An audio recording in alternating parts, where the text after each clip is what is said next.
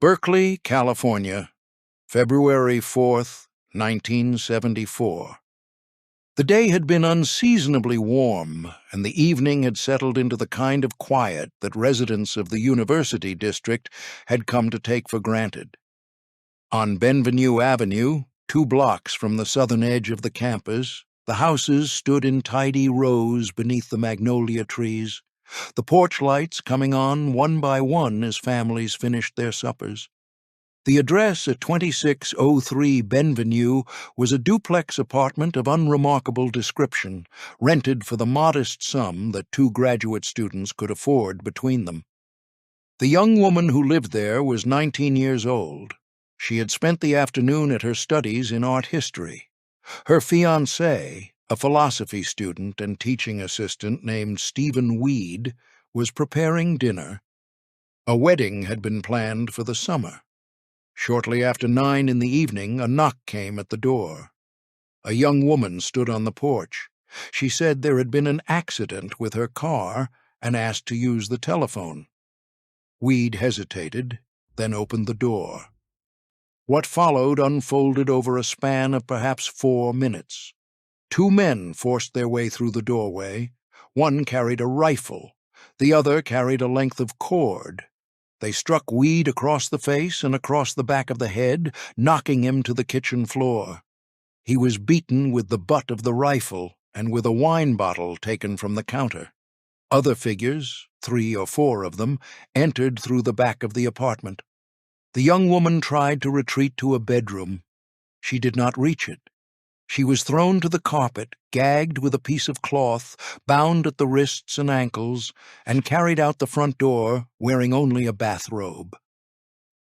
Witnesses on the surrounding porches later described the muzzle flashes of warning shots fired into the air, a stolen Chevrolet sedan idling at the curb, and the sound of a young woman's voice calling for help, growing fainter as the car rounded the corner of Parker Street and disappeared.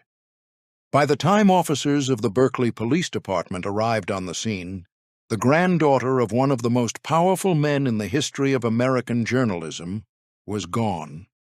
Within 48 hours, every news organization in the United States would carry her name.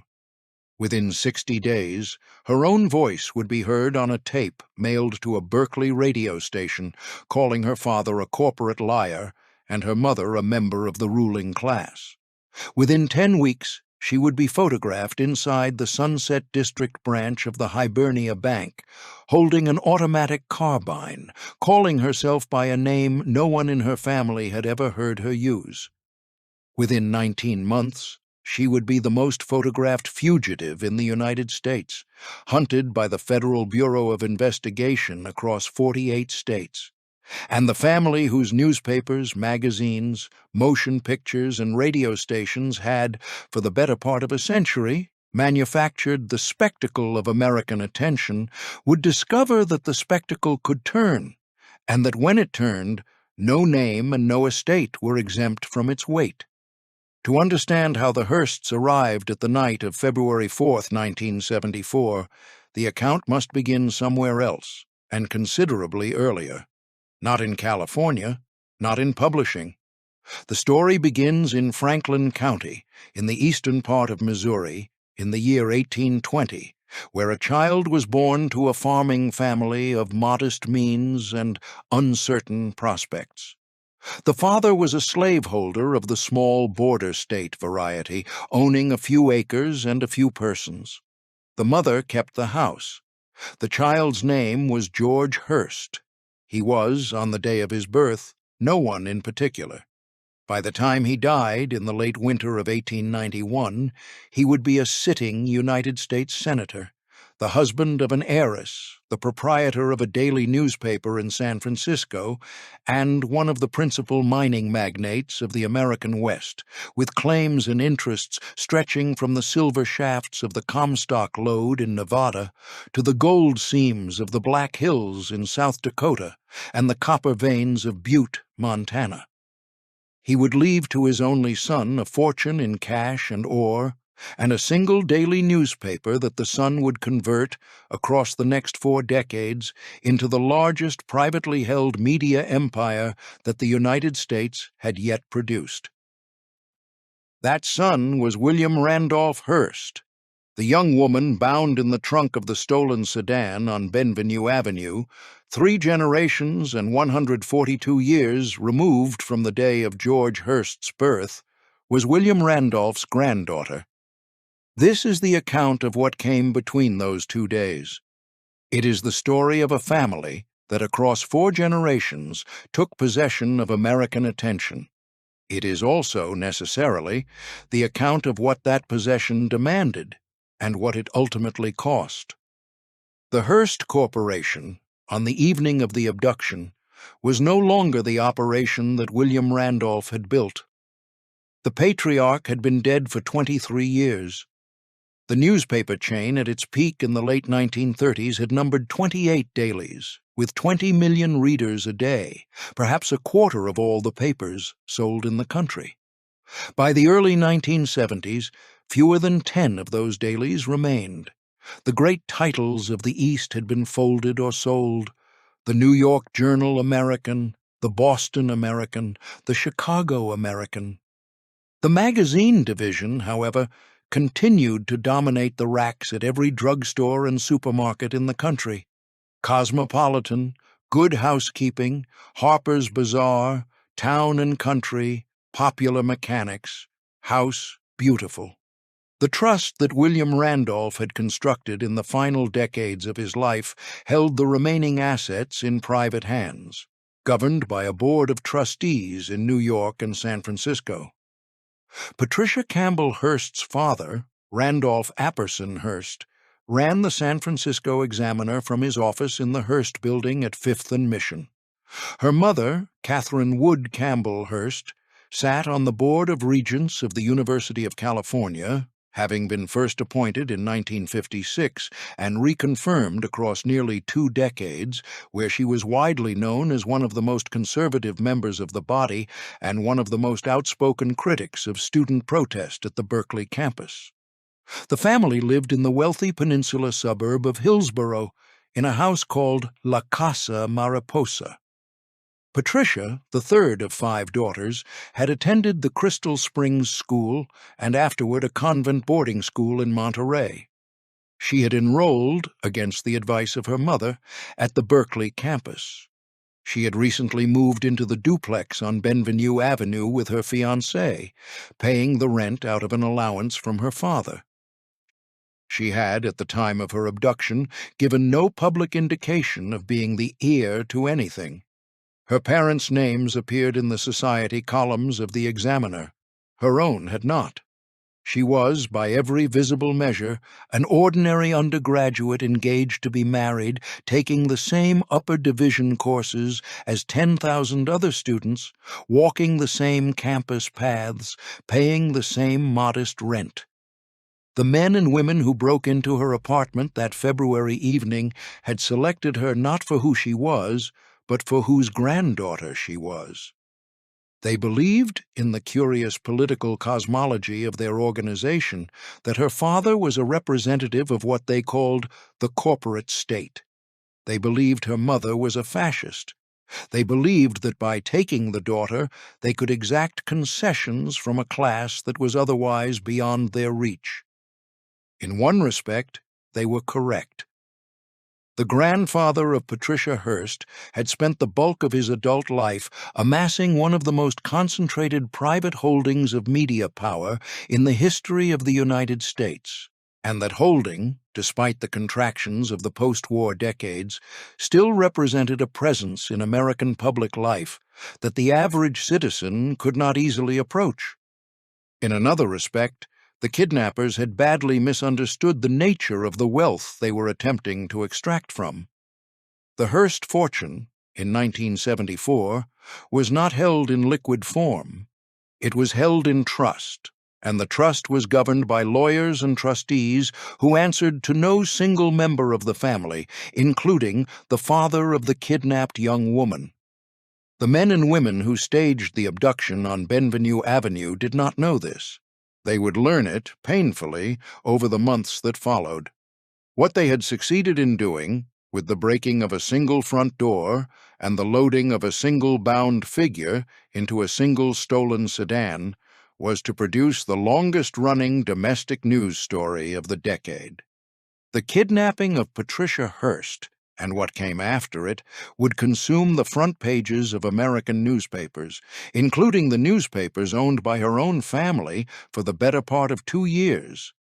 It would result in the deaths of 6 of her abductors in a single night of automatic rifle and tear gas fire in a residential neighborhood of south-central Los Angeles. It would result, in the end, in the conviction of the kidnapped woman herself for the armed robbery of a federally insured bank. It would terminate, in the legal sense, in a courtroom in San Francisco, with a defendant in a wool suit testifying in her own defense and in 2 separate executive interventions by 2 separate presidents of the United States, the second of which would not arrive for another quarter of a century. But all of that lay in front of her, and in front of the family, on the warm evening of February 4th, 1974. On that evening, the only fact that mattered, to the policeman on the porch and to the neighbors who had emerged from the houses across the street, was the disappearance of the stolen Chevrolet around the corner of Parker Street. To understand the story of how that car came to be there, the broadcast must reach back. Past the construction of the great house at San Simeon, past the founding of the New York Journal, past the long, strange life of William Randolph Hearst himself. The story begins with a young man, 29 years old, packing the few possessions he owned into a horse-drawn wagon in the spring of 1850 and turning the wagon westward toward the territory that had recently been ceded by Mexico to the United States, and toward the rumors of yellow metal in the rivers of the Sierra Nevada. His name, again, was George Hearst. The boy was the son of William G. Hearst, a Virginia transplant of Scots-Irish descent who had taken up farming on the rolling karst country of eastern Missouri in the years after the War of 1812. The land Hearst Sr. had bought in Franklin County near the small settlement of St. Clair was unremarkable cropland on the surface and something else entirely beneath it.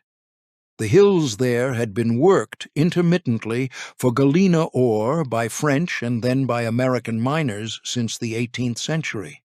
Lead ran in seams through the limestone bedrock.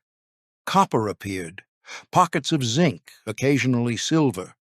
The Hearst farm sat on top of one of the smaller veins, and from a young age the eldest son of the family found himself working those diggings alongside his father, learning by the end of the day what the inside of the earth looked and sounded like. The boy's formal schooling was limited.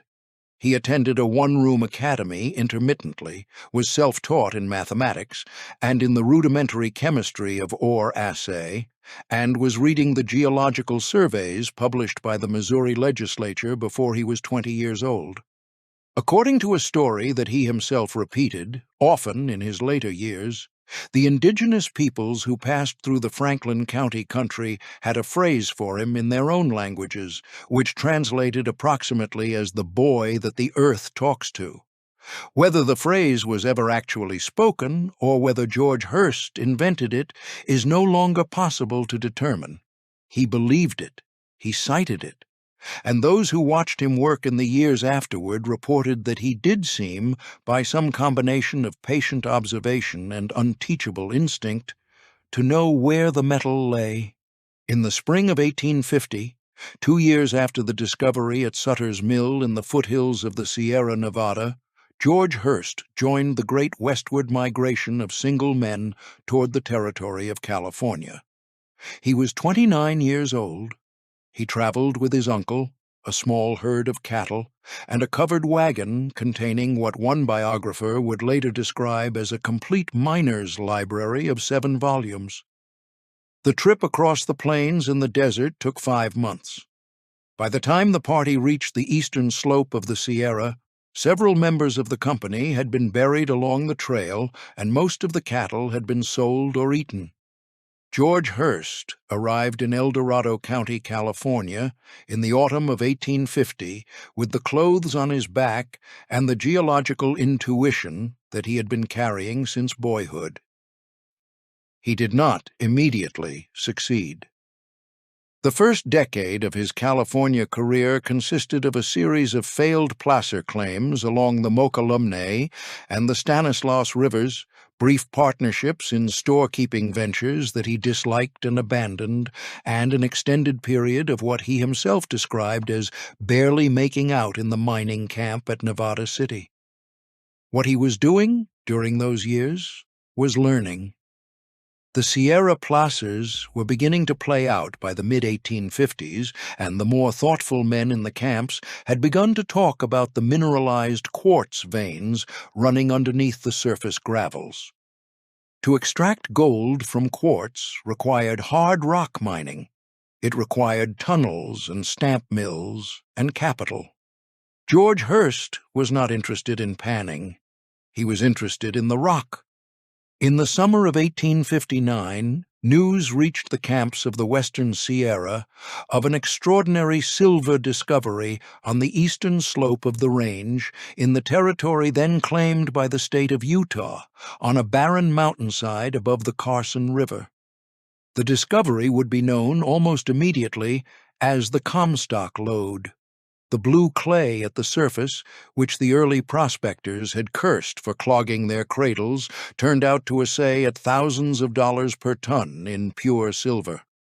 Within weeks of the news reaching California, the trail across the Sierra was choked with men.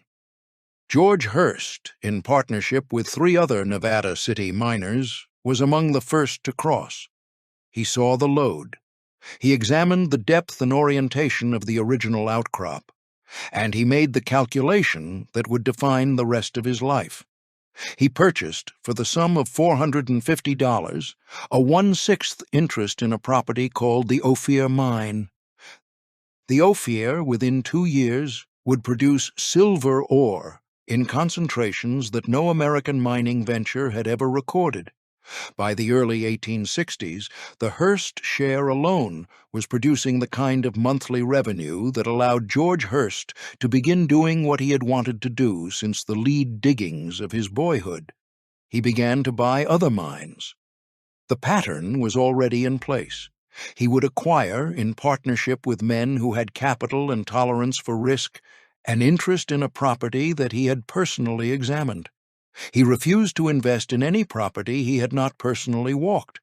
He deployed, on his own claims, the most aggressive hard rock extraction techniques available, including methods that contemporary observers regarded as reckless with the lives of the men working underground. And he liquidated his position, often, before the rest of the market understood that the deposit had peaked. His timing was famous. His indifference to the human cost of the work was equally famous.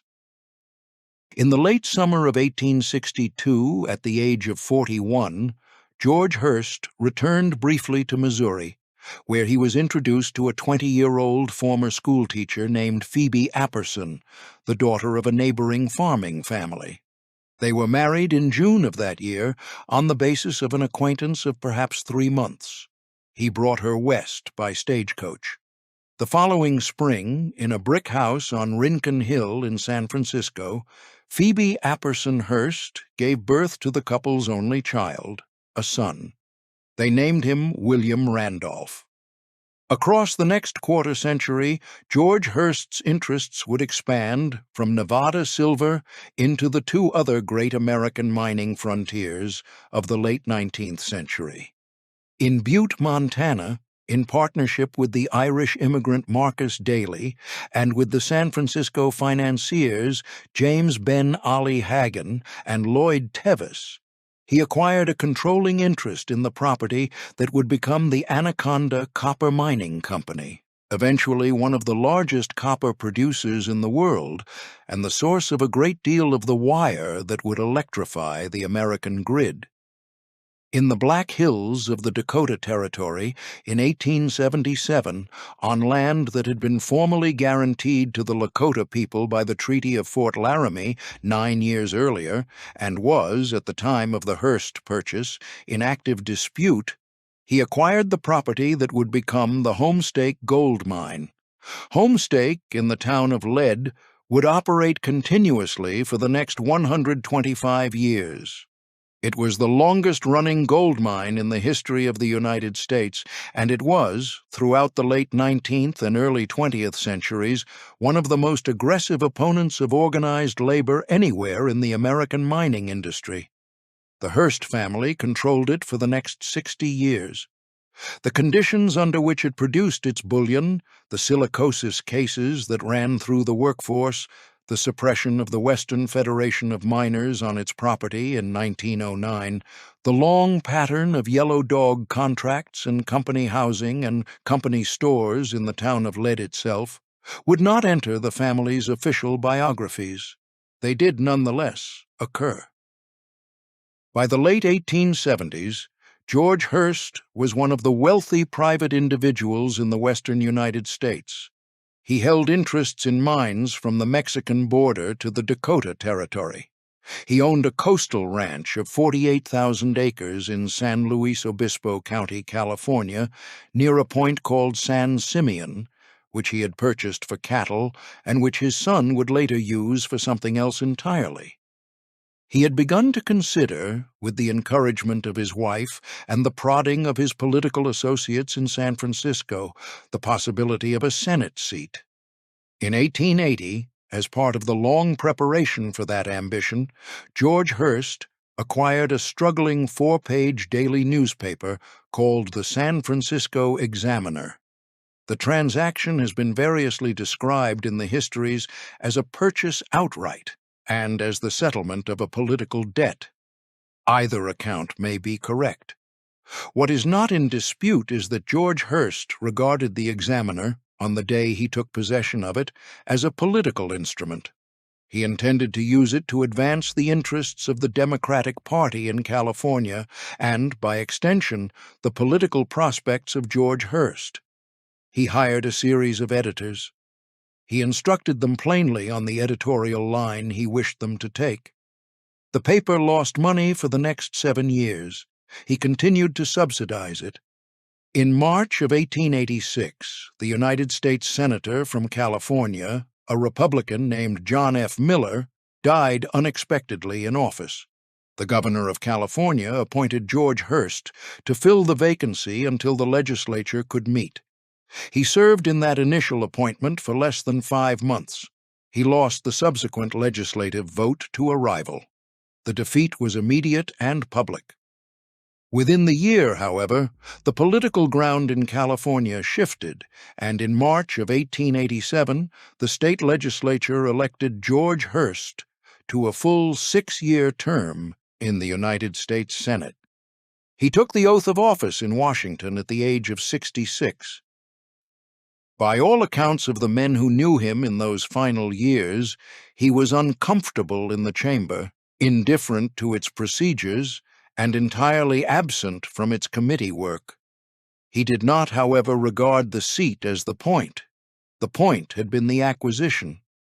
In late February of 1891, 4 years into his term, George Hearst died of bowel cancer in a townhouse on K Street in Washington. He was 70 years old. The estate he left to his widow Phoebe was estimated at the time at approximately $17 million, which would today exceed $500 million.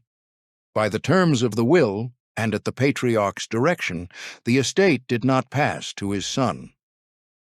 The son, William Randolph Hearst, was 27 years old at the time of his father's death. He had already, 4 years earlier, taken control of the only property in the family holdings that George Hearst had regarded with anything approaching affectionate contempt. The newspaper at the corner of 3rd and Market Streets in San Francisco, the loss-making Examiner, had been turned over to William Randolph in the spring of 1887, when the young man was 23 years old, partly as a wedding gift-style indulgence, and partly as a way of keeping a worrying son occupied. The young man had walked into the city desk on his first morning, had looked at the 4 pages of dense political copy, and had announced his intention to remake the Examiner in the image of the New York World. Within 4 years of the patriarch's death, the Examiner would be the most read daily in California. Within 20 years, its proprietor would own 20 newspapers across 8 states, control the largest news service in the country, and be widely regarded as the single most influential private citizen in the United States. The political instrument that George Hearst had purchased, almost by accident, to hold a Senate seat, was about to become something its purchaser had not imagined and would not have understood. It was about to become an empire. The will was a document of considerable length and unusual structure. William Randolph Hearst began drafting it in the late 1930s, in the years immediately following the conservatorship, and revised it on several occasions before its final execution in the summer of 1947. The terms reflected the lessons of the conservatorship more than any conventional view of how a fortune of that scale ought to be transferred.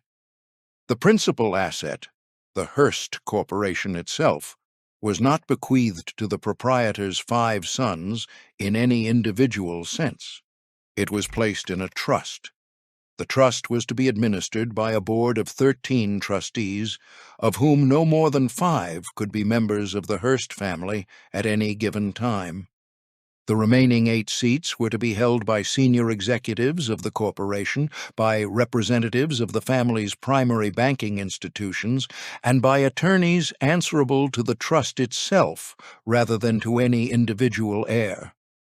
In effect, the arrangement gave the proprietor's 5 sons the income of the empire and the title of senior executives of various subsidiaries, while withholding from them, individually and collectively, the power to sell the empire, to dismantle it, or to reach into its capital reserves for personal expenditure.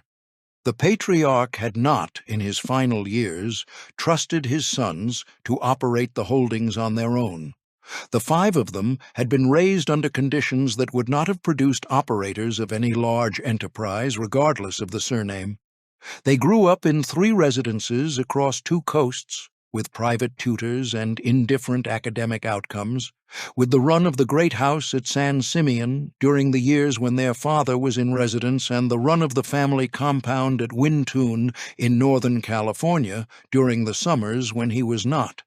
They married women their father had selected or had not objected to. With the partial exception of the youngest, they served principally as figureheads of corporate divisions, whose actual management was conducted by salaried professionals.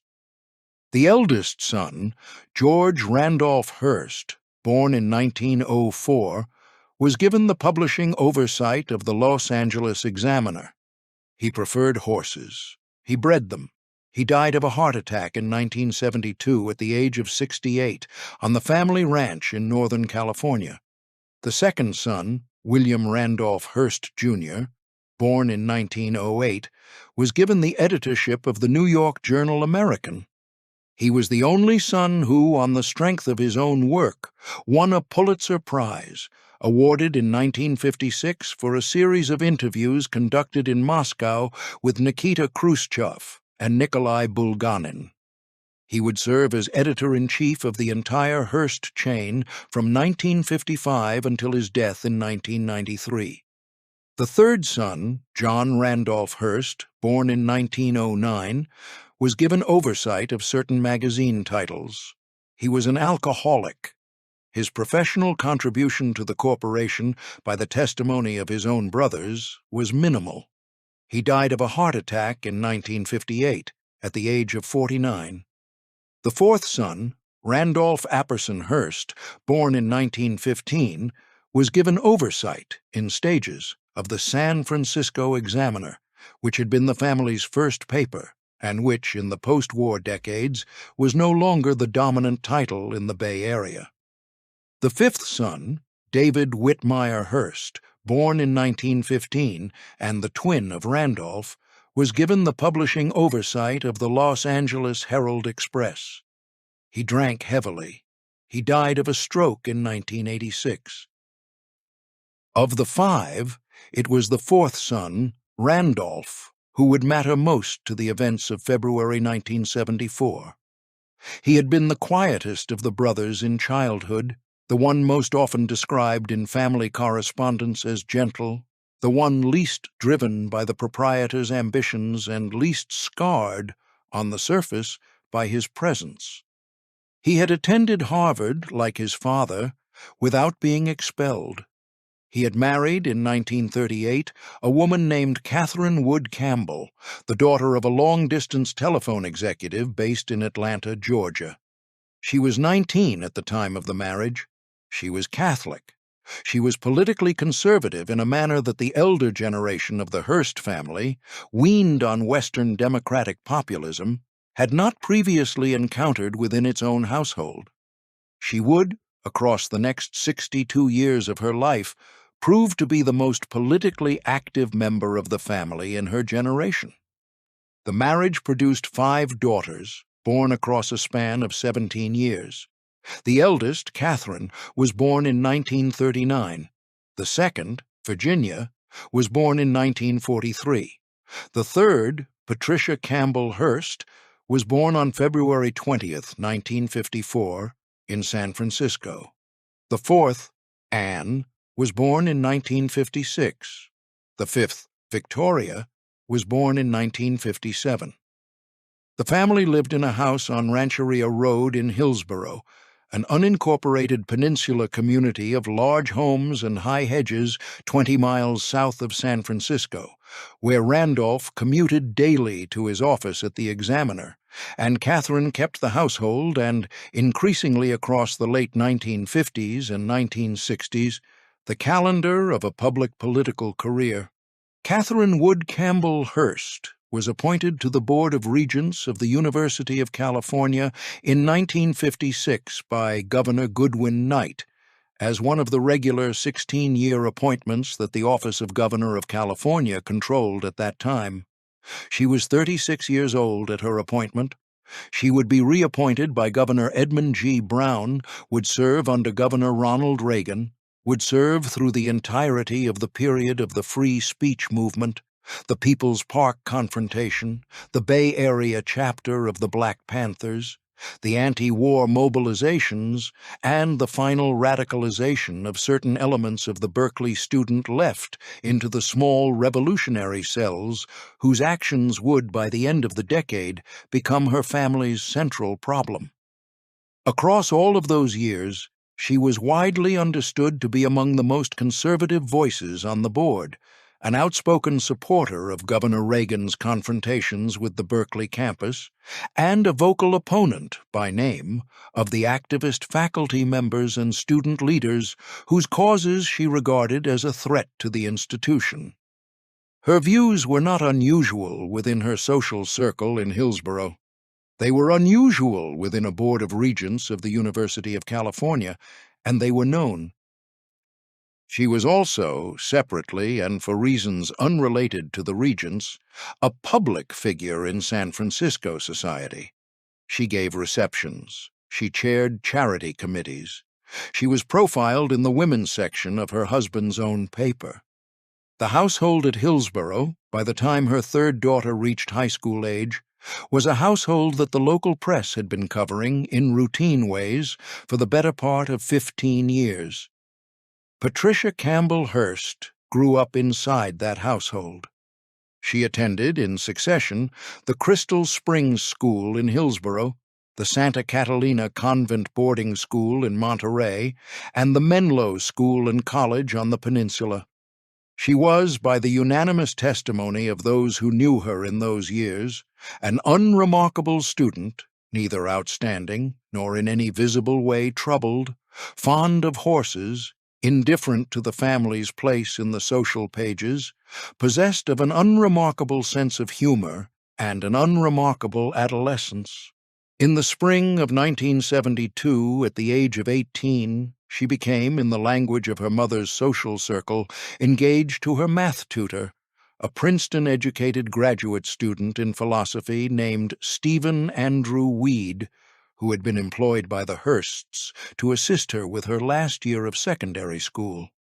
The engagement was understood by Catherine Hearst as a temporary attachment that would resolve itself once her daughter entered college. The daughter understood it differently. In the autumn of 1972, against her mother's preference, she enrolled as a freshman at the University of California at Berkeley. Stephen Weed accepted a teaching assistantship at the same campus. The two of them moved into the apartment at 2603 Benvenue Avenue together at the start of the spring semester in 1973. Patricia was 19 years old. She was, at the time, an art history major. What was unfolding on the same campus and in the same year, in a series of obscure off-campus apartments and informal study circles, was the history that would intersect with hers 14 months later. The Symbionese Liberation Army did not yet exist by that name in the spring of 1973. What existed was a small, internally fractious circle of self-described revolutionaries, drawn from three principal sources. The first source was a prison reform organization called Venceremos, active in the Bay Area in the early 1970s, which had developed contacts with politicized inmates at the California state prisons at Vacaville and at Soledad. The second source was a small group of white radicals from Berkeley and Oakland, several of whom had been members of the Black Panther Party's White Auxiliary or of the Weather Underground's Bay Area Periphery, and who had become, by 1972, dissatisfied with the pace and the discipline of those organizations. The third source, and the one that would provide the cell its eventual public face, was a single black inmate at the California Medical Facility at Vacaville, a man named Donald David DeFries, born in Cleveland in 1943, with a long record of armed robbery and minor offenses, who in March of 1973 walked away from a minimum security work assignment at the Soledad State Prison and was sheltered in the months that followed by sympathetic activists in the East Bay. The cell that formed around DeFries across the summer and autumn of 1973 was, by the standards of revolutionary organizations even of that period, unusual. Its members numbered at most 10. Its theoretical positions were drawn from a confused amalgam of Maoist, Pan-African, and millenarian sources. Its symbol, adopted in the autumn of that year, was a seven-headed cobra. Its founding declaration, transmitted to several Bay Area news outlets, announced the formation of an army that would carry out armed struggle against what it called the corporate state. The declaration was largely ignored. The cell had no military capability that any law enforcement agency took seriously, and its public statements read, to most observers, as the work of a group that was not likely to attempt anything beyond the production of further public statements. That assessment was abandoned on the night of November 6, 1973. On that evening, in the parking lot of the Oakland Unified School District's central office, the superintendent of schools, a 44-year-old educator named Marcus Foster, was leaving a school board meeting in the company of his deputy, Robert Blackburn. Two figures emerged from a stand of trees. They opened fire with handguns at close range. Marcus Foster, the first black superintendent of schools in the city of Oakland, was struck multiple times by bullets that had been altered in advance with cyanide. He died at the scene. Robert Blackburn was wounded but survived. A communiqué released the following day, addressed to the Bay Area press and signed in the name of the Symbionese Liberation Army, claimed responsibility for the killing. The reasons given for the killing were a series of administrative proposals that Marcus Foster had made and had largely abandoned, including a proposal for student identification cards in the Oakland public schools. The killing of Marcus Foster transformed the cell, in the eyes of the Federal Bureau of Investigation and of the California state authorities, from an organization that produced communiques into an organization that committed murder. Two members of the cell, Russell Little and Joseph Ramiro, were arrested in early January 1974 and charged with the killing. They have remained, with the partial exception of Little, in the custody of the state of California for most of the period since. The remaining members of the cell, including DeFries, went into hiding. They concluded, across the next 4 weeks, that the arrest of two of their own represented an emergency that required a public response of sufficient scale to demonstrate the cell's continued operational capacity. They considered a series of targets. They selected, in the last week of January 1974, the only target on which they could agree. The target was the family that owned the largest newspaper in the city. In the available accounts of the discussions, conducted in a series of borrowed apartments in Concord and Daly City across late January, the choice of the Hearst family was understood by the cell as both symbolic and practical. The newspapers were the corporate state in the cell's analysis. The wife was the most named conservative on the Board of Regents of the University of California. The husband ran the Examiner, which had editorialized against the cell after the Foster killing. The daughter, the third of 5, was 19 years old, lived with her fiancé in an unguarded ground-floor apartment 2 blocks from the Berkeley campus, and was understood by the cell to be in possession of an allowance from her father. The cell did not know that the Hearst fortune was held in trust. The cell did not know that the father, Randolph Apperson Hearst, was the 4th of 5 sons and not the principal heir of the patriarch. The cell did not know that the trust's board contained a majority of non-family trustees who could be expected to oppose any payment made under duress. The cell believed, on the basis of the public mythology that the Hearst newspapers themselves had spent 90 years constructing, that the family at Hillsborough commanded the kind of personal liquidity that, in fact, no Hearst had personally commanded since the 1937 conservatorship. On the evening of February 4, 1974, the cell convened at a safe house in Daly City, drove to Berkeley in a stolen Chevrolet, and parked at the curb on Benvenue Avenue. The young woman from one of the apartments knocked on the front door of the duplex at 2603. She told the man who answered that there had been an accident. She asked to use the telephone. The empire that George Hearst had begun to assemble in a Nevada silver mine in 1859, that William Randolph Hearst had built into the largest media organization in the United States across the 4 decades that followed, that had survived its founder's death by 23 years and the conservatorship of his last working decade, was about to discover that its private holdings could be reached by force through its youngest visible heir. The 4-minute interval that followed, on a residential street in Berkeley, would set in motion the most expensive private kidnapping investigation in the history of American law enforcement, and the longest-sustained domestic news event of the decade. The cell parked the stolen Chevrolet at the curb on Benvenue Avenue at approximately 8:50 in the evening on February 4, 1974.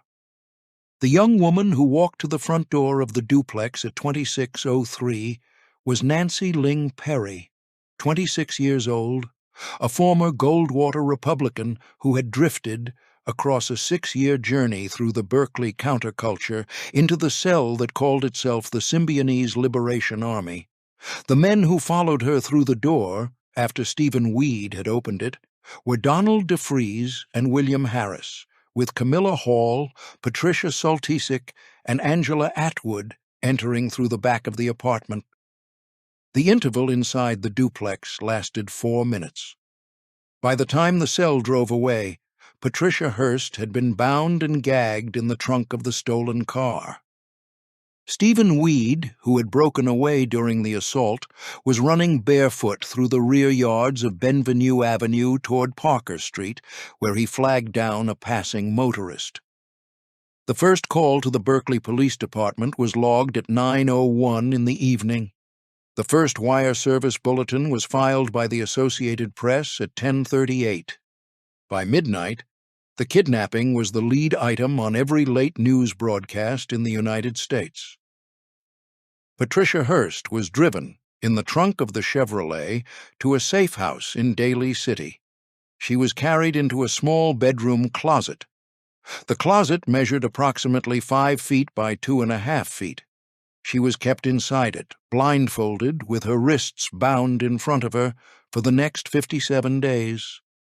She was permitted out of the closet to use the bathroom under guard and for the recording of audio messages, of which the cell would produce 7 across the period of her captivity.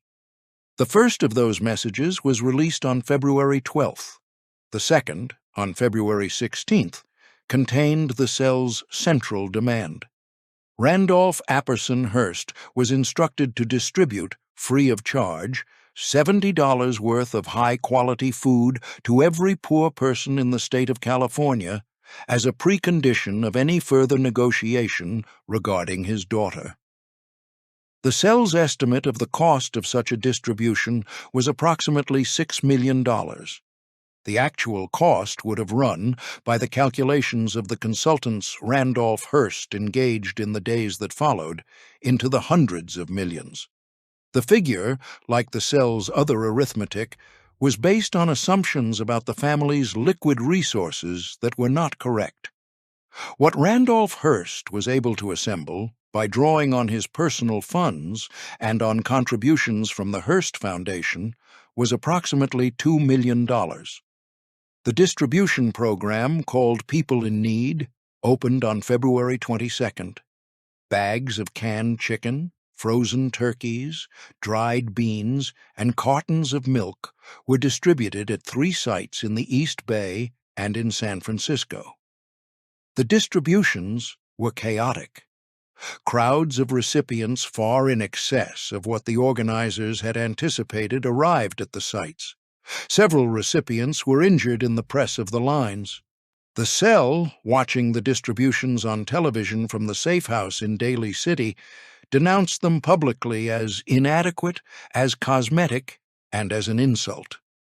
Randolph Hearst, in a televised statement on February 28th, replied that he had given everything he could give, that the cell's demands exceeded his capacity, and that he asked simply for the return of his daughter. His daughter did not return. On April 3, 1974, a tape was delivered to the Berkeley radio station KPFA. The voice on the tape was unmistakably Patricia Hearst's. The content of the tape was something else. The young woman on the recording denounced her father as a corporate liar.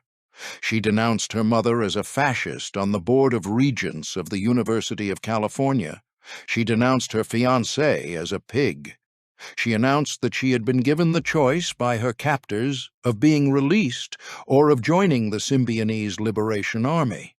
She announced that she had chosen to join. She had taken, she said, the combat name Tanya after Tamara Bunke, the German-Argentine revolutionary who had been killed alongside Che Guevara in Bolivia in 1967. She closed the message with the SLA's slogan, "Death to the fascist insect that preys upon the life of the people." Her parents, in a press conference held the following morning at their home in Hillsborough, declined to accept the message at face value. They believed, they said, that their daughter was speaking under coercion.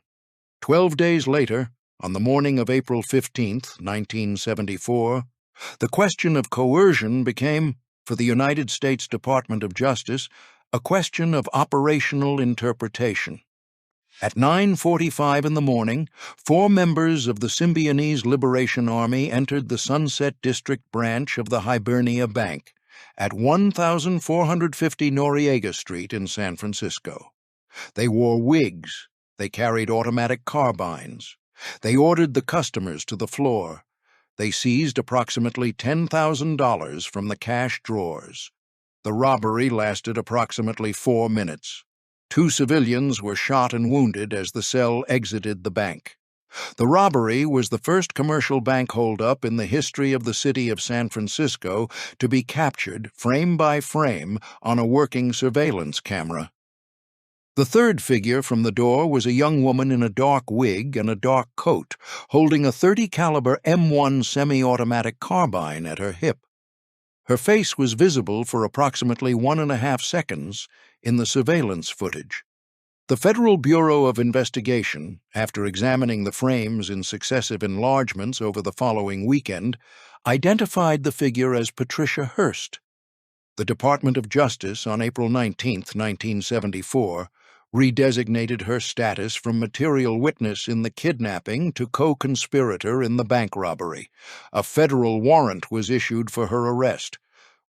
What followed, across the next 16 months, was a fugitive flight that the Federal Bureau of Investigation would, in its subsequent internal review, describe as one of the most prolonged, unsuccessful search operations in the agency's modern history.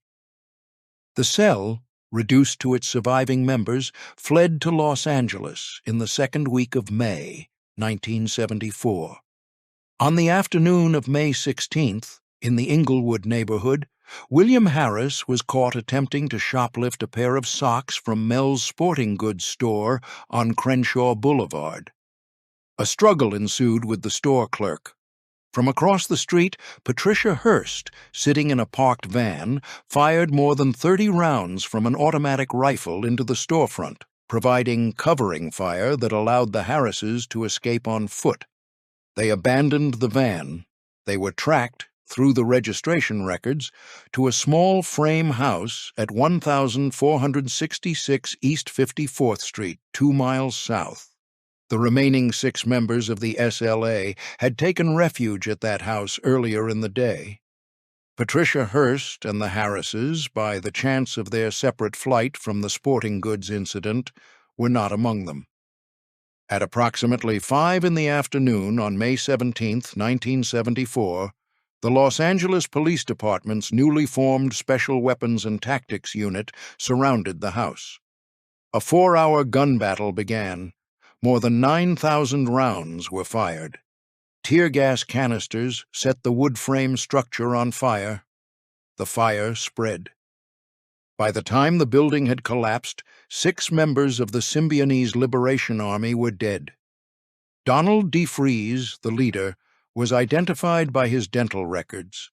Patricia Soltysik, Camilla Hall, Nancy Ling Perry, Angela Atwood, and William Wolfe were identified in succession in the days that followed. The entire confrontation was carried live on Los Angeles television and on the major network feeds. The American public, including in a Pasadena motel room, the 3 surviving members of the cell, watched it unfold in real time. Patricia Hearst, William Harris, and Emily Harris drove out of Los Angeles that night. They drove east.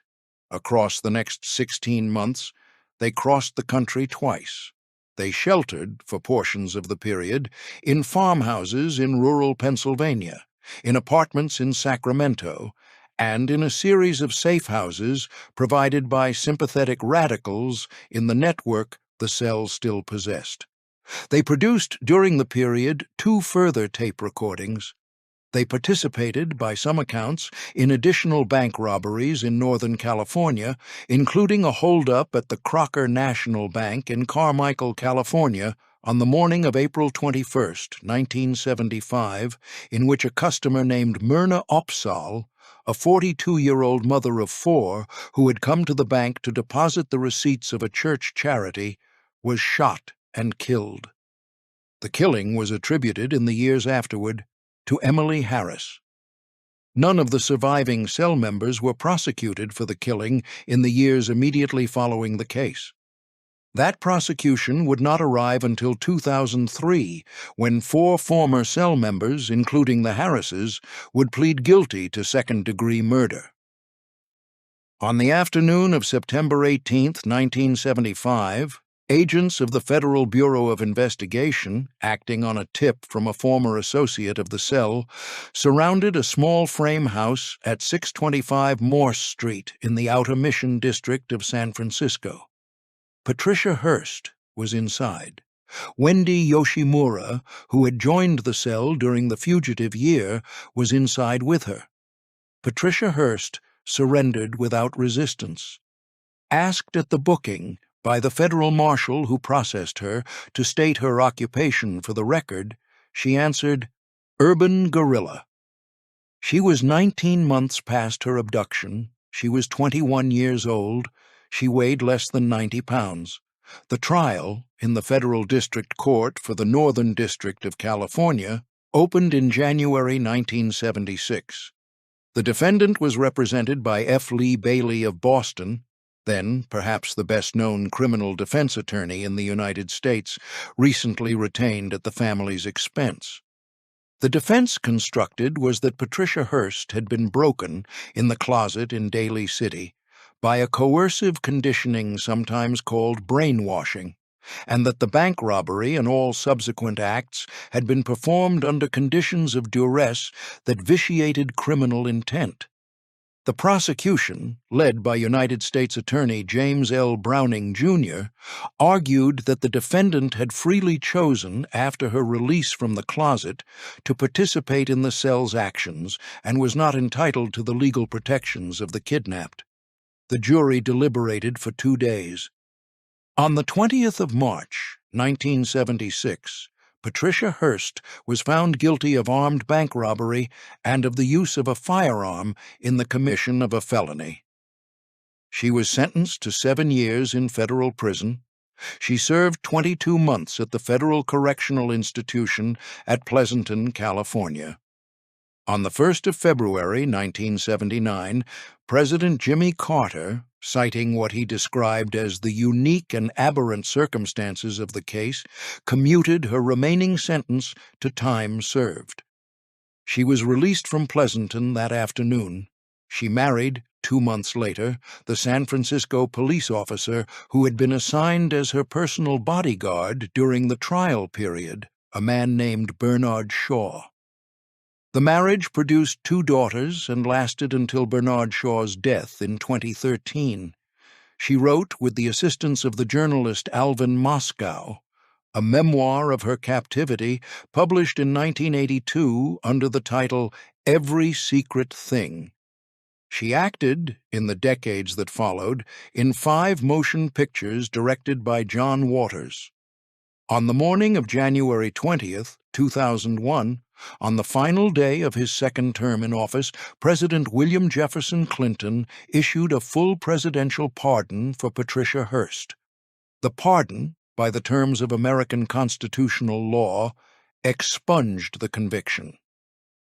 The Hearst Corporation, in 1974, was already a private holding company of considerable scale. Across the half-century that followed, it grew. It remains, in the present day, the largest privately held media company in the United States, with annual revenues estimated by industry observers in the range of $12 billion. It owns, in addition to the surviving newspapers and the magazine division, a substantial stake in the cable network ESPN, a stake in the A&E Networks Group, the Fitch Credit Ratings Agency, the King Features Syndicate, and a portfolio of real estate, financial information services, and broadcasting properties that the patriarch could not have foreseen. The trust that William Randolph Hearst constructed in the late 1940s remains in operation. The 13 trustees continue to meet. The hilltop at San Simeon, deeded by the family to the state of California in 1958, is now a state historical monument. It receives approximately 750,000 visitors a year. The bedrooms are open to the public. The Neptune pool, drained for restoration in 2014, was refilled in 2018 and remains accessible only to those who, by means of a charity sweepstakes, have purchased the privilege of swimming in it for an evening. The story of the Hearsts, considered as a whole, is the story of a single American family that, across 4 generations, took possession of the public attention of the United States, and that discovered in the spring of 1974 that the attention could be reclaimed by force. The young woman who emerged from the closet in Daly City was not, in any sense her parents could recognize, the daughter who had been carried into it. The young woman who emerged from the federal prison at Pleasanton in 1979 was not, in any sense the federal prosecutor could prove, the woman who had emerged from the closet. The pardon issued in 2001 expunged the conviction. It did not erase the surveillance footage from the Hibernia Bank, which exists still in the archives of the Federal Bureau of Investigation in 19 frames of black and white film on which a young woman in a dark wig holds a .30 caliber carbine at her hip and looks directly into the lens. The newspapers her great-grandfather purchased in 1880 to hold a Senate seat continued to publish. The chain her grandfather built across 40 years to deliver him into political offices he never won continued to operate.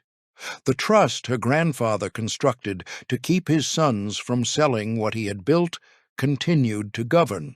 The hilltop at San Simeon, which had cost the proprietor more in private expenditure than any other American residence had ever cost its owner, continued off-season to be visited by the descendants of his employees, by the children of his political opponents, and by the grandchildren of the men whose lungs had been ruined in the silver shafts of the Comstock Lode and in the gold tunnels of the Black Hills. The empire of acres that George Hearst had begun to assemble in the spring of 1850 continued to exist. It continued to belong to the heirs of the family that had assembled it. The fact that it had cost, somewhere along its long route from Franklin County to Berkeley, the privacy and the identity of a 19-year-old woman in a Berkeley apartment was not the kind of fact that the empire's accountants knew how to record. There is a photograph taken on the afternoon of her arrest in September 1975 that shows Patricia Hearst smiling at the camera, her right fist raised in the gesture that the SLA had used in its communiques. The photograph was published on the morning of the 19th on the front page of the San Francisco Examiner, the newspaper her grandfather had built and her father had run. By the standards of the publishing tradition that had begun with the Comstock Lode and the Examiner's first proprietorship, it was an excellent photograph. The young woman in the photograph was the heir to the publishing tradition. She was also, by the metric the publishing tradition had spent 90 years teaching the country to apply, the news. The young man who walked into the city room of the San Francisco Examiner in March of 1887 was unlike his father in nearly every respect that mattered. Where George Hearst had been physically heavy, plain in his speech, and contemptuous of the ornamental, William Randolph Hearst was tall, slender, fastidiously dressed, and given, even at 23, to a quality of soft-voiced reserve that those who met him often mistook for shyness. The voice itself was high and somewhat reedy. He spoke with deliberate slowness. He listened more than he spoke. Beneath the manner, however, was an ambition that had already carried him through Phillips Academy in New Hampshire, through 3 years at Harvard College, and through an expulsion that had become, in the Cambridge of the 1880s, mildly legendary. The expulsion had occurred in the spring of his junior year.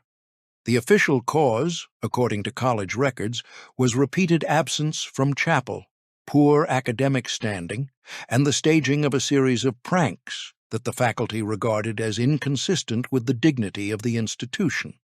The most quoted of those pranks involved the delivery, to the homes of several Harvard professors, of chamber pots inscribed in gold leaf with each professor's name. William Randolph was sent home in disgrace. Whether the experience embittered him or, as is more commonly claimed, simply confirmed an already formed contempt for institutional authority is a matter for biographers to argue. What is not in dispute is that during his 3 years at Cambridge, he had read, with focused attention, every available issue of a New York morning daily called The New York World, then under the proprietorship of a Hungarian-born immigrant named Joseph Pulitzer. The World, in the mid-1880s, was the most innovative newspaper in the United States, and, by some measures, the most influential. Pulitzer had taken a moribund title 4 years earlier and, through the application of large headlines, sensational illustrations, populist editorial campaigns, and an aggressive emphasis on crime, scandal, and human interest reporting, had built it into a daily of more than 300,000 copies. The World was a product designed for the reader of limited education and ample curiosity. It was also, for William Randolph Hearst at 20, a revelation. He had written to his father from his Harvard rooms requesting permission to take over the Examiner upon his return to California. The request was refused. He repeated it. The patriarch eventually acceded. The Examiner had not turned a profit in the 7 years of George Hearst's ownership. The young man might as well try.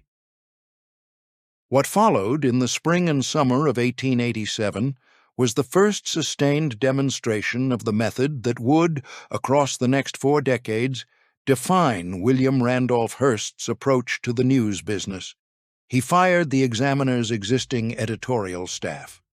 He hired, at salaries the paper could not afford, the most talented working journalists he could identify in San Francisco and New York, including the police reporter Ambrose Bierce and the muckraker Arthur McEwen. He ordered the front page redesigned. He commissioned engravings on a scale the West Coast had not seen. He launched investigations into the political corruption of the Southern Pacific Railroad, into the conditions of Chinese laborers in San Francisco, into the misappropriation of city funds. The investigations were sometimes accurate. They were always loud. By the end of the first year of the young proprietor's tenure, the Examiner's circulation had nearly doubled. By the end of the 3rd year, it had passed the rival San Francisco Chronicle. By the end of the 5th year, it was profitable. The young man had also, by then, exhausted the limits of what San Francisco could offer him. In the autumn of 1895, 4 years after his father's death, and on funds advanced by his mother out of the estate, William Randolph Hearst purchased a struggling 4-page New York morning daily called The New York Journal. He paid $180,000 in cash. The Journal had, at the time of the transaction, fewer than 75,000 subscribers, an aging press, and a reputation for editorial timidity. Within 90 days of taking possession, William Randolph had cut the cover price from 2 cents to 1 cent.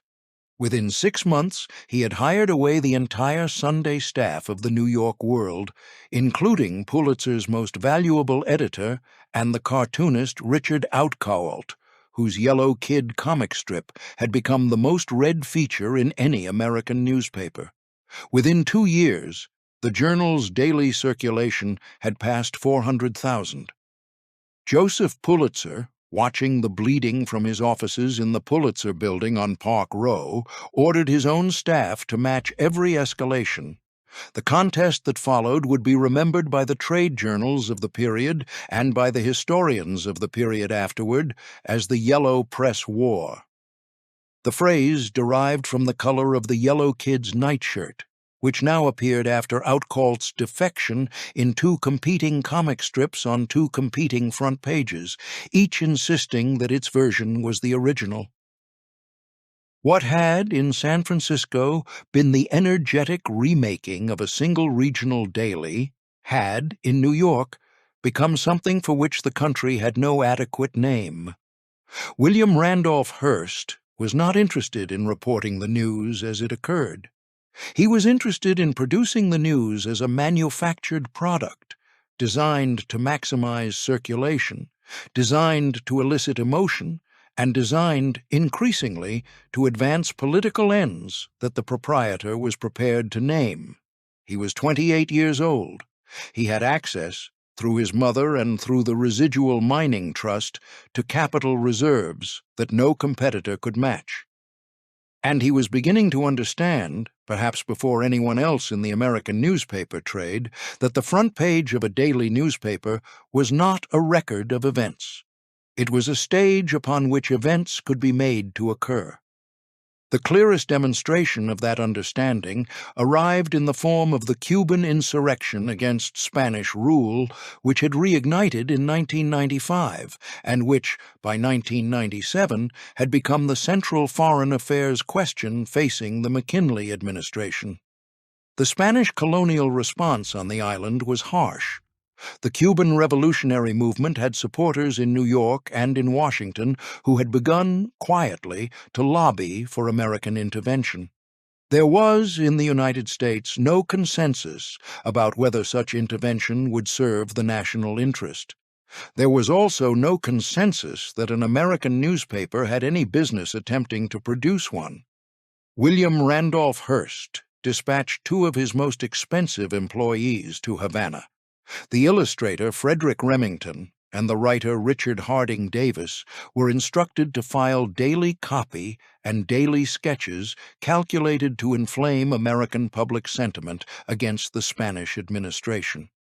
According to a story Remington himself later told, and which Hearst denied at the time, and at no point afterward refuted in any sustained way, the illustrator cabled his proprietor from Havana to report that there was no war in evidence and that he wished to come home. The reply attributed to Hearst, whether or not he in fact sent it, would become one of the most quoted lines in the history of American journalism. "You furnish the pictures," the cable read, "and I'll furnish the war." He did furnish the war.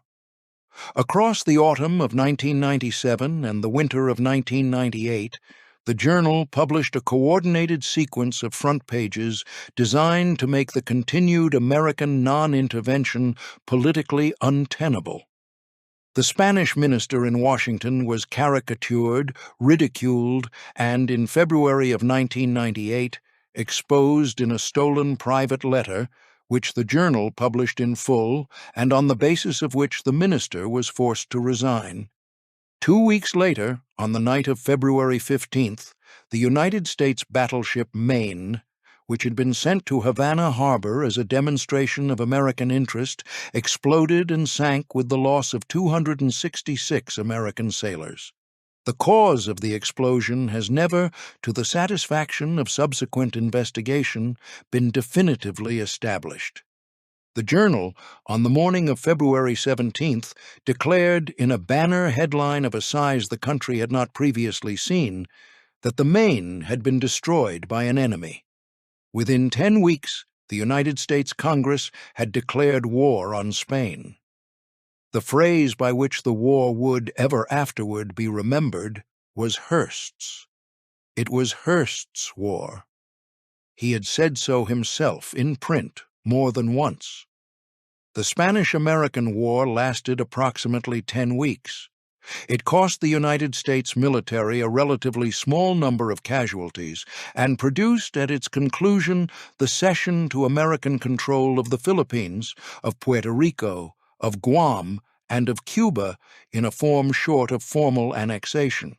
It also produced, for the proprietor of the New York Journal, a daily circulation that had reached 1.25 million by the autumn of 1998. He had become, in less than 3 years in New York, one of the most read men in the country, and one of the most distrusted by the political class he intended next to enter. The political career, when he undertook it, was conducted in the manner of a man who had concluded that the press could deliver him into office on something close to demand. In 1902, William Randolph Hearst, by then 39 years old, and the proprietor of newspapers in New York, Chicago, San Francisco, and Los Angeles, was elected to the United States House of Representatives from a Democratic district on the east side of Manhattan. He represented the district for 2 terms, attended a fraction of the votes, and used the office, transparently, as a platform for a presidential campaign. In 1904, he sought the Democratic nomination for the presidency of the United States. He arrived at the convention in St. Louis with 204 delegate votes on the first ballot, more than any candidate other than the eventual nominee. He withdrew on the 8th. The defeat was the largest in his political career, but not the last. In 1905, he ran for mayor of New York City as the candidate of his own municipal ownership league against the Tammany Hall machine and against the incumbent George B. McClellan, Jr. He lost by a margin so narrow and amid allegations of electoral fraud so widely credited that several historians have since regarded the actual majority as having gone to Hearst. In 1906, he ran for governor of the state of New York against Charles Evans Hughes. He lost. The pattern, by the end of 1906, was unmistakable. William Randolph Hearst could deliver readers. He could not deliver voters. The men whose votes he most needed had read the journal, had laughed at it, and had concluded that the proprietor of an instrument that could be turned at will into a tool of personal advancement was not the man to whom one wished to entrust the powers of the executive branch.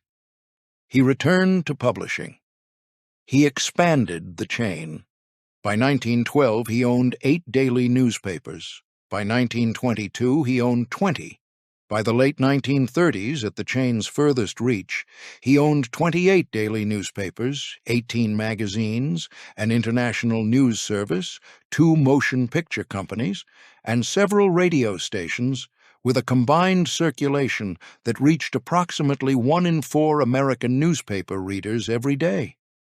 He had, by the second decade of the new century, also begun to spend the money the chain produced.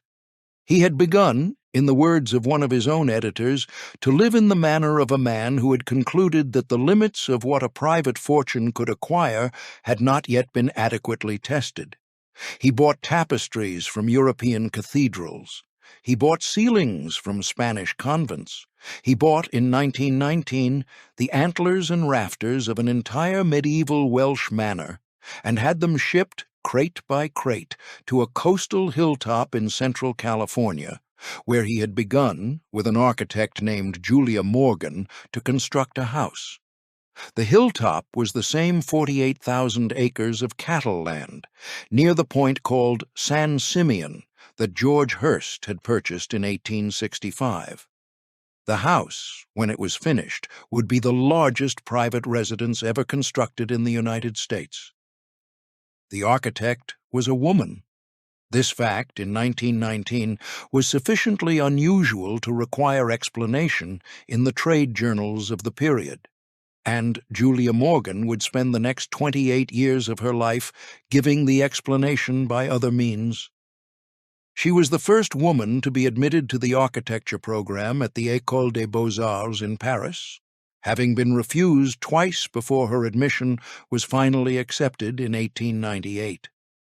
She was the first woman licensed as an architect in the state of California.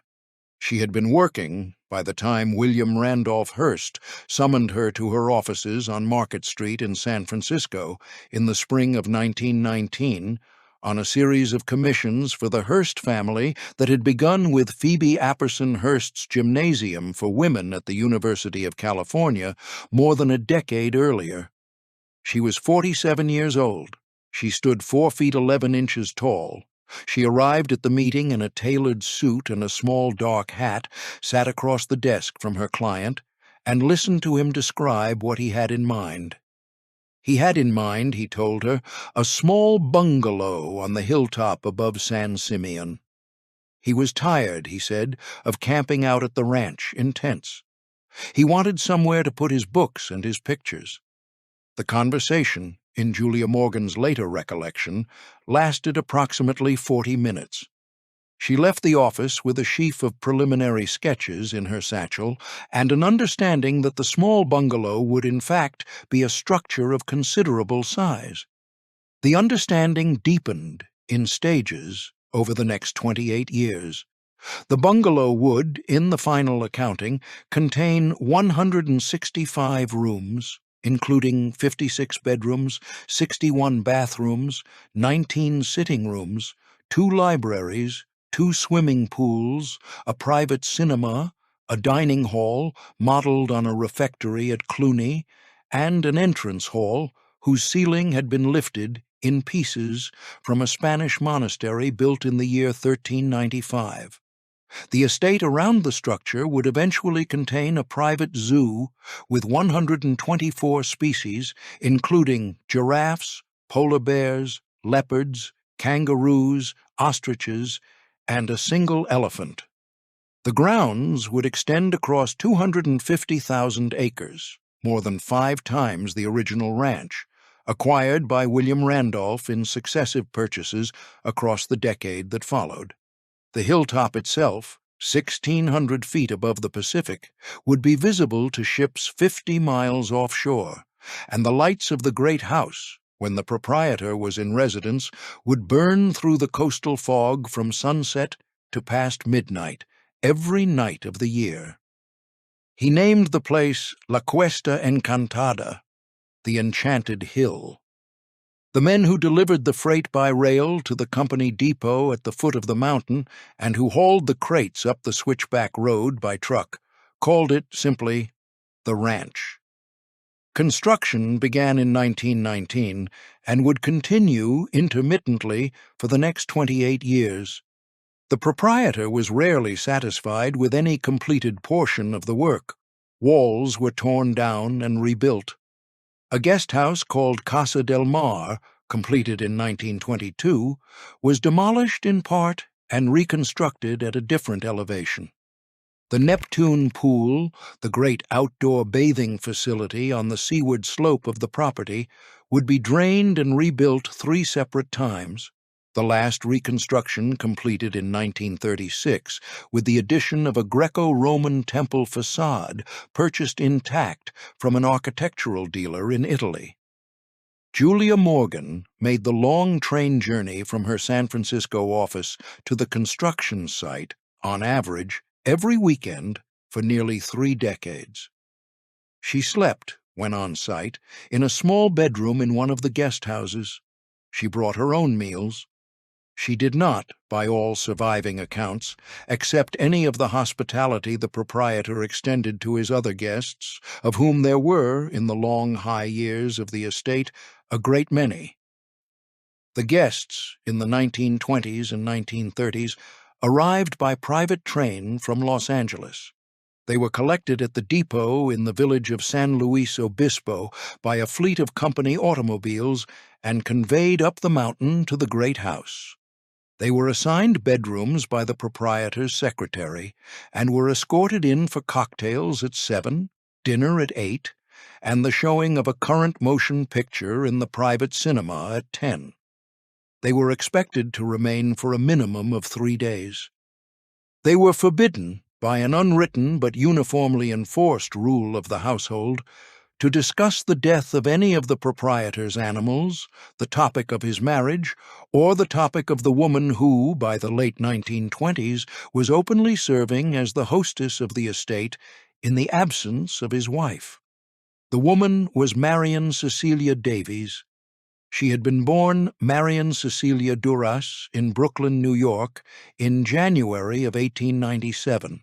The youngest of 5 daughters of a magistrate of modest income and uncertain professional reputation. She had worked, in her teenage years, as a chorus girl in the Ziegfeld Follies. She had appeared on Broadway at 19. She had met William Randolph Hearst, then in his early 50s, at a Follies opening night in the autumn of 1917. The relationship that followed and that would continue without interruption for the next 33 years, until the day of his death, was the central private fact of his adult life. He was already married. His wife, the former Millicent Veronica Wilson, also a former chorus girl, had borne him 5 sons. She lived primarily in New York. She refused across all the decades that followed to grant him a divorce. He continued, accordingly, to be married to her. He also continued, with no attempt at concealment that his wealth and the deference of his employees did not make trivial, to live with Marion Davies. He produced her motion pictures. He founded, in 1918, a film company called Cosmopolitan Productions, the principal purpose of which was the manufacture of vehicles for Marion Davies. He instructed his newspaper editors that any reference to her in the Hearst press was to be approving, and any photograph of her was to be flattering. He paid for her acting lessons. He purchased a beach house for her in Santa Monica, a 34-room Georgian Revival residence on the Pacific Coast Highway, which would, after several enlargements, contain 110 rooms and become known to the Los Angeles social pages as Ocean House. He was, in every respect that money could express, devoted to her. The actress, by all accounts of those who knew her well, returned the devotion. She was a comedienne of genuine talent, undermined for most of her career by the proprietor's insistence on casting her in serious dramatic roles for which she was not suited. She drank, eventually, more than she should have. She was loyal to him. She remained loyal after the empire began to contract, after the cash became thin, after the men who had once accepted his invitations had begun to send their regrets. Of the events that would, in the long subsequent argument over the proprietor's character, become the most contested of his career, none has remained more contested than what occurred aboard the yacht Oneida in the 3rd week of November in 1924. The Oneida was a steam yacht of 220 feet, constructed in 1898 and acquired by William Randolph Hearst in 1907, kept moored, in the years of the great house's construction, off the harbor at Long Beach. On the night of Saturday, November 15, 1924, a small party boarded the Oneida at her berth in San Pedro for what was announced as a weekend birthday cruise in honor of the film producer Thomas Ince, who would turn 43 on the following Tuesday. The known guests included William Randolph Hearst, Marion Davies, Charlie Chaplin, the gossip columnist Luella Parsons, the novelist Eleanor Glynn, the actress Aileen Pringle, Daniel Goodman, and several others. Thomas Ince, who had been delayed in Los Angeles, did not board until the following morning, when the yacht had reached its first anchorage off San Diego. What occurred over the next 36 hours has been the subject of 70 years of speculation, 4 book-length investigations, and not a single definitive resolution. The publicly recorded facts are these. Thomas Ince was carried off the Oneida on a stretcher on the morning of Monday, November 17th. He was taken by ambulance to the train station at Del Mar. He was transferred at Los Angeles to his own automobile. He was taken to his home in Benedict Canyon. He died there in the early morning hours of Wednesday, November 19th. The official cause of death, as recorded on the certificate signed by his personal physician, was acute indigestion brought on by an existing heart condition. No autopsy was performed. The body was cremated within 48 hours at the instruction of the widow. The accounts that began to circulate in Los Angeles in the days that followed, and that have continued to circulate ever since, were not consistent with the official account. According to one set of those accounts, an account given variously by the screenwriter D.W. Griffith, by Charlie Chaplin's chauffeur, and by several lesser members of the Hearst household staff in the years afterward, Thomas Ince had been shot in the head aboard the Oneida by William Randolph Hearst, who had mistaken him in the dim light below decks for Charlie Chaplin, with whom Hearst suspected Marion Davies was conducting an affair. According to another account, Thomas Ince had been shot by accident in the discharge of a firearm during an argument over a different matter altogether. According to a third, the entire shooting story was a fabrication of the rival press, and Thomas Ince had in fact died of natural causes, precisely as his physician had certified. The first newspaper to carry the death story was the Hearst-owned Los Angeles Examiner. The headline read, "Movie Producer Shot on Hearst Yacht." The story was withdrawn, at the proprietor's order, before the second edition. No subsequent Hearst paper, in the decades that followed, was permitted to mention Thomas Ince by name. Luella Parsons, who had been on board, was given a lifetime contract by the Hearst organization shortly afterward and would remain the most influential gossip columnist in American journalism for the next 40 years. The district attorney of San Diego County opened a brief investigation. He closed it within 10 days, citing insufficient evidence. The Ince family, though publicly accepting the official cause of death, received from sources never publicly identified an immunity sufficient to maintain the widow and her 3 sons in the manner to which they had been accustomed. The truth of what happened on the Oneida cannot now be established. Every person who could have established it is dead. What is established is that the proprietor of the largest media organization in the United States possessed, in 1924, a degree of influence over the public account of his own private life that no comparable American figure had previously held. The matter of Thomas Ince was, in this respect, not anomalous. It was characteristic. The matter of Citizen Kane, 17 years later, would be characteristic in the same way. In the spring of 1940, an actor and director named Orson Welles, then 25 years old and under a long-term contract to RKO Pictures, began the principal photography of a motion picture loosely based upon the life of an American newspaper proprietor. The proprietor in the picture was named Charles Foster Kane. He had inherited a fortune in childhood. He had built a chain of newspapers. He had run unsuccessfully for governor of New York. He had fallen in love with a young woman of limited talent, had attempted to make her into a singer, and had built for her a vast half-finished mausoleum of an estate in the picture called Xanadu, where the two of them lived in mounting estrangement until his death. The film was completed in February of 1941. It was scheduled for release in May. It would never have been released if William Randolph Hearst had been able to prevent it. Across the spring of 1941, the Hearst press conducted a sustained campaign to suppress the picture. Every Hearst newspaper in the country was instructed to refuse advertisements from RKO. Hearst columnists were instructed to threaten the studios with stories about the personal lives of their executives.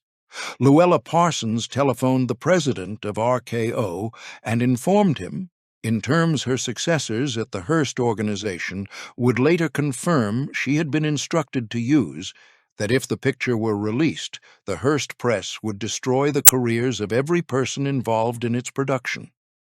RKO's parent company, considering whether to absorb the loss, briefly accepted an offer from MGM's Louis B. Mayer to purchase the negative outright for the purpose of having it burned. The offer was $800,000. The studio, in the end, refused. The picture was released in a limited engagement on the 1st of May, 1941. It was nominated for 9 Academy Awards. It received 1. At Academy events at which the picture was mentioned, the audience hissed. The Hearst campaign, in the immediate term, succeeded. The picture lost money. Welles's career did not recover for 2 decades. In the longer term, the campaign failed entirely. The picture is now, by the consensus of every serious survey conducted in the 75 years since its release, regarded as among the most important motion pictures ever produced in the United States.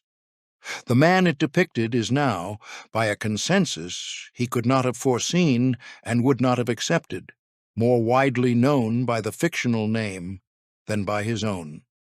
Citizen Kane. By the time the campaign against Citizen Kane concluded, the proprietor was 78 years old. The empire was no longer expanding. The empire was contracting. The Great Depression had nearly bankrupted the Hearst Corporation, and the rescue, when it came in 1937, had come at the price of stripping the proprietor of personal control over his own holdings, which were placed in a conservatorship managed by a New York banking executive named Judge Clarence Shern.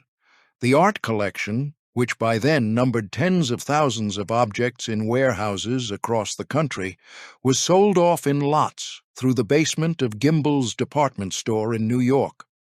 The construction at San Simeon, halted in 1937, would resume only briefly. The political ambitions had long since ended. The proprietor's flirtation with European authoritarianism in the early 1930s, which had included a personal interview with Adolf Hitler in Berlin in September of 1934, and a series of editorials sympathetic to the Mussolini regime, had cost him a portion of the readership he had spent his life cultivating and would never be lived down. He left San Simeon for the last time in May of 1947. The doctors had told him that the elevation of the hilltop was no longer compatible with his heart. He moved into Marion Davies's house in Beverly Hills, a Spanish Revival residence at 1007 North Beverly Drive, where he would remain for the next 4 years. He read the papers. He took dictation from a small staff. He grew thin. On the morning of August 14, 1951, in an upstairs bedroom of the house in Beverly Hills, William Randolph Hearst died. He was 88 years old. His sons, who had been waiting in another part of the country for the news, arrived within hours. They removed his body. They removed his belongings. By the afternoon of the following day, Marion Davies, who had lived with him for 33 years, was alone in the house. According to the account she gave to a friend many years later, she was not informed of the location of the funeral.